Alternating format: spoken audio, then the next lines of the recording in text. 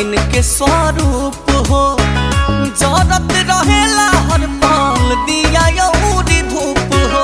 अद्भुत जगत माई के बड़ुए अमर कहानी। भदवर गाँव के भवानी माँ मंगला महारानी। भदवर गाँव के भवानी माँ मंगला महारानी। भदवर गाँव के भवानी।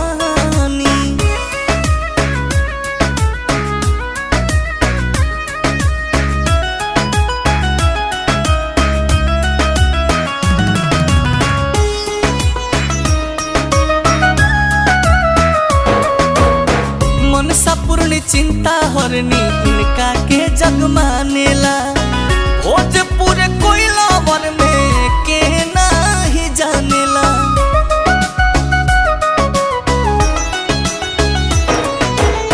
मनसा पूर्ण चिंता हरनी इनका के जग मानेला।